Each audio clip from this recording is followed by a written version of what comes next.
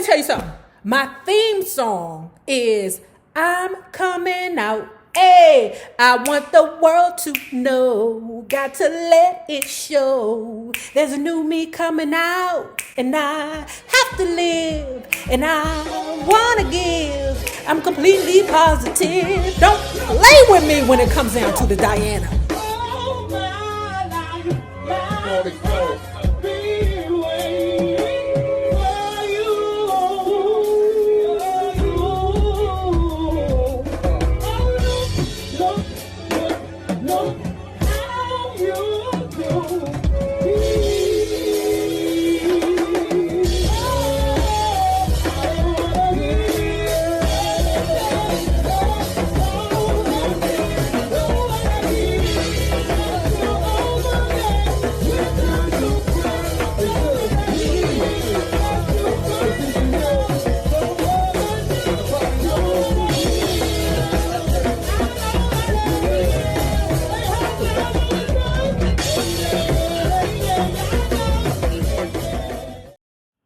Well, hello there, love bugs. Hello there, Bellas. If you have not already done so, please remember to like, share to Facebook, subscribe, and visit uptopbeauty.com. Today's looky would be our honeybee velour cape. Ooh, look at them fringes, girl. Look at how versatile that thing is. Baby, you can dress that thing up or down. Whatever way you do it, it's going to be vicious. You heard me? And if you are not already a part of our book club, please remember to hit the Patreon link below and or the join button here on the YouTube. And for a small monthly fee of $5, you babies, yes you, can be privy to all the shenanigans before the YouTube gets it, if the YouTube gets it. Now, let's continue talking about Call Her Miss Ross, the unauthorized biography of Diana Ross by J. Randy Teraboli. Did I get it right? Now, I was live the other day, and I asked my members, I said, would you pass your boyfriend that you ain't no longer interested in to a friend?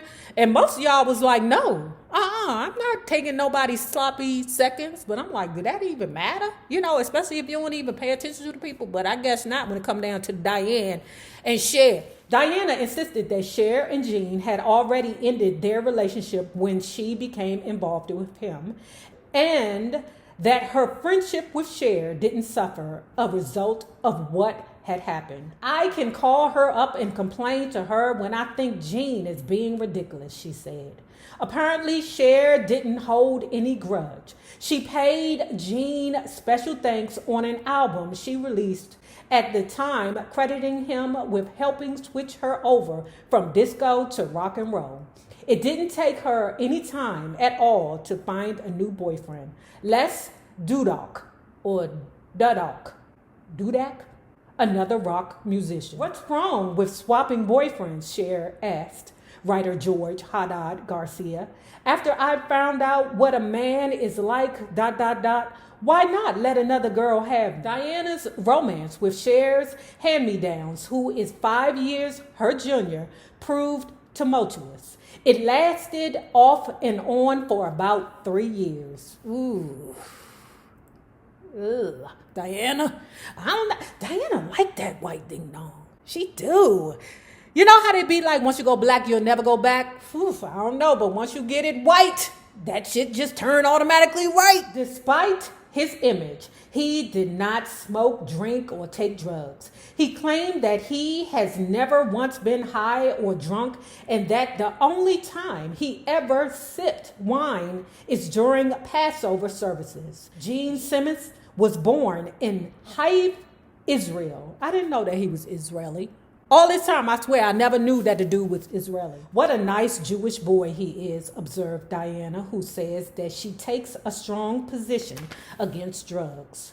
She would confide in Gene regarding her problems at Motown, and he would always offer the same advice. Get the hell away from there. What are you, nuts? He acted as though he didn't think she was particularly bright or strong-minded. Even though Simmons didn't have as much money as she had, and she had sworn that after Ryan O'Neal, she would not get involved with men who had less money than she, Diana was hopelessly attracted to him. Dating Simmons could not have helped Diana's image. He is extremely sexist, considering women to be nothing more than objects, and known for his scrapbooks containing pictures of over 3,000 women with whom he says he had sex with. God damn. How old is he? So at 32, I think around 32, young 30s, early 30s, he done already had 3,000 pussies. Ooh! He was working hard on that scrapbook, y'all. By now, Berry Gordy must have realized that Diana was dating some of these men partly to defy him. I don't care who she makes a fool of herself over. I've just had it with her. Because he's sick of her because he can't control her no more. By the summer of 1980, Diana and Gene were in the full throes of a passionate romance. He was following her around like an obedient puppy as Kiss tried to work out its schedule to suit Diana. Oh, y'all got me for this. She was busy promoting what would turn out to be her biggest solo album at Motown, Diana, produced by Bernard Edwards and Niles Rodgers of Chic. Remember Chic? Yowza, yowza, yowza. Hey, I want to give it to you. Between 1976 and 1978, Edwards and Rodgers had revolutionized the sound of disco music. Dance, dun, dun, dun, dun, dance, dance, dance. Keep on dancing, dance, dun, dun, dun. Y'all know disco is like my most favorite genre of music. First is go-go, then is disco. Y'all, I can't, what is the other one? But anyway, go-go, disco, R&B, and I can't remember nothing else right now. After reviewing the final mixes, she sent the masters back to the producers with the suggestions on how she would like to have the music remixed. The Chic guys was like, who this bitch think she is? Bitch. We the producers. Not you, the Diana. Not you, girl. After it was completed, the people at Motown were certain that it was going to be a failure, okay? Because who the hell is Diana to tell, the Chic people, you don't know what you're doing, let me do it my way, okay? Answer, okay? Because, despite the fact that Upside Down seems like a nursery rhyme set to disco music, she told Rodgers and Edwards that she wanted songs her children could sing, and that's precisely what she got. It was a huge hit. It went #1 for over a month and nominated for a Grammy. Upside down, you're turning me, you're giving love instinctively. Round and round, you're turning me. I would say that, man, do y'all think that was her best album? I can't say that. But then, after Upside Down came, I'm dun dun dun dun coming dun dun dun, dun out dun dun dun dun. Let me tell you something. My theme song is I'm coming out. Hey, I want the world to know. Got to let it show. There's a new me coming out, and I have to live, and I want to give. I'm completely positive. Don't play with me when it comes down to the Diana. The album peaked at #2 on the national sales chart. #1 was held by, of all people, Barbra Streisand. Ooh. The Gene Simmons romance continued through the summer. When she appeared at Caesars in Vegas that June, Gene came with her. Diana's ex-husband, Bob Silverstein, and his new wife, Susan, were also in Las Vegas as her guests. Bob wanted to spend time with the children. He and Gene seemed friendly to one another. It's so wonderful that we're all so wrapped up together, Diana said.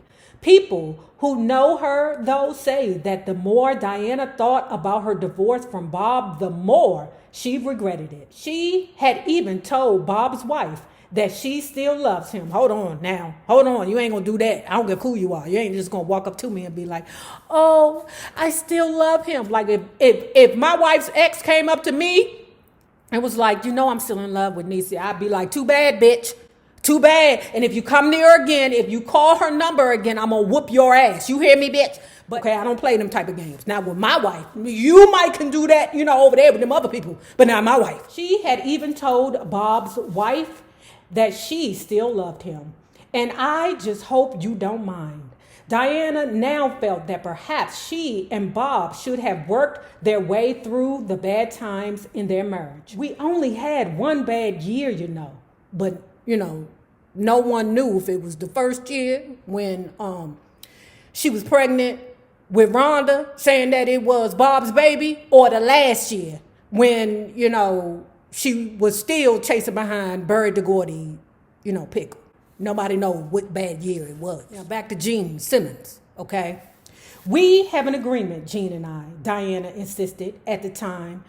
He's not fooling around and I'm not fooling around. It doesn't seem like Gene Simmons kept his end of the deal though. He's never been known to be monogamous. I am aware that the whole time he was sleeping with Diana, he was dating other women, said a woman who worked for Diana. I'm also aware that she didn't know it. Once when Diana child, let me tell you what this happened, child. Gene Simmons, you's a dirty dick, okay? You is a DDMF. Let me tell you something. They sitting there, right? They at the table in old fancy Chez Trousseau, okay? Diana gets up and excuses herself to go, reapply makeup. I don't know, right? But she goes over to the ladies' room or the ladies' lounge. That's the expensive way of saying the bathroom, okay? But anyway, Diana gets up and goes to the ladies' lounge, right? Gene, the whole time, was eyeballing a beautiful woman at another table, okay? When Diana left, the nigga got up and went over to the other table, sat down, sucked face with the lady. He didn't know the lady. He didn't know the lady because he ended up giving the lady his number, okay? Sucked her face and then got up like nothing happened, sat down at the dinner table, received Diana back from the ladies' lounge like nothing happened. Diana didn't even know what the hell was going on. You know how that go. You know exactly how that go. When you go out with old DDMF, you walk off to the bathroom while you going in the bathroom taking a pee or a dump, whatever it is that you want to do that day, and he around here getting another bitch number. That happened to me before. Hold on, give me 2 minutes, right? So anyway, in my young, self, right, I was dating this police officer. Listen, if I told you that the Texan had a dirty dick, the police officer's dick was even dirtier, okay? And both of them was Leos, right? I told you Libras are so enamored by Leos. I don't know what it is, but we know that they're no good for us. So anyway, me, BFF, and this other young lady that I knew through BFF, right? All three of us was cool, but BFF is BFF, right? So we're all there. Just so happened that the police officer was there that night too with his friends. I didn't know that the nigga was going to be there, right? So me and BFF steps off and go to the bathroom, okay? When we walk back, guess who the DDMF is talking to, but the third party. When I tell you, I whooped his ass. Well, you can't whoop a man's ass, right? But what can he do? Because, he a police officer, you know what I'm saying? You can't whoop my ass in front of the whole crowd because, you might lose your job. But when I tell you I fought his ass like he was a bitch in that thing, you humiliated me. Okay, everybody know that me and you got something going on here. And then come to find out you gonna talk to the third party. Me and him was scrapping. You heard me? Diana may have tried to be oblivious to Gene's indiscretions at first, but it didn't take her long to figure out what was going on. Outside of the problems that she's having with Gene Simmons' dirty dick, Diana Ross is having problems with Kiss, or Kiss is having problems with Diana, okay? Why is she here? One of Gene Simmons' fellow bandmates asked. Because I love her, Gene replied. Okay. As passionate as the romance may have been in private, publicly, Miss Ross demanded respect.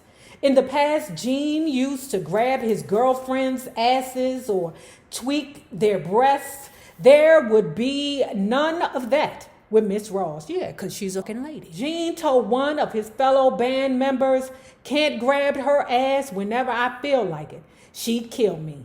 She's a real lady. It had been 22 years at the close of 1980 since Berry Gordy founded Motown Records. The exodus began with Mary Wells in 1964 when she turned 21, the age of consent, and decided that she should not have to renew a contract she signed when she was a teenager. One by one, over the next 15 years, most of the Motown stars who traveled the South by bus, who found fame and fortune in prestigious supper clubs and theaters in the country, who entertained for kings and queens abroad, indeed, who popularized Gordy's Motown sound to an international audience, left the label.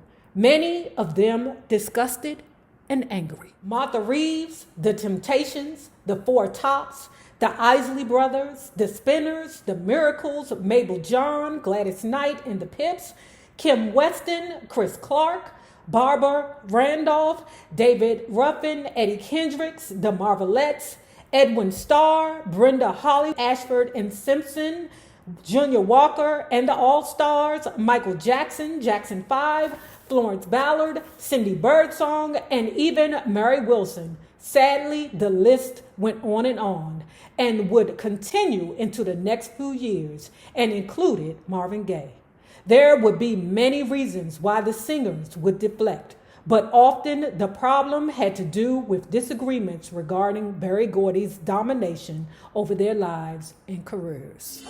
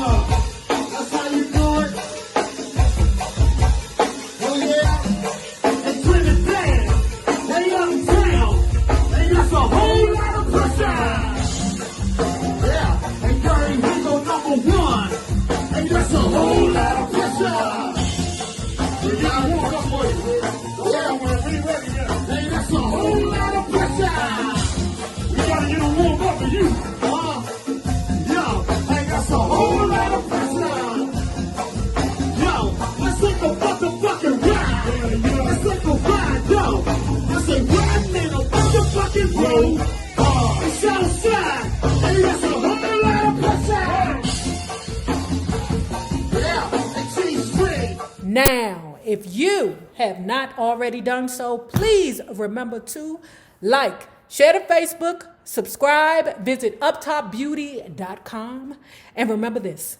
The same people that you meet on the way up will always be the same people that you meet on the way down. My naysayers, my patron loves. You babies, have a good one.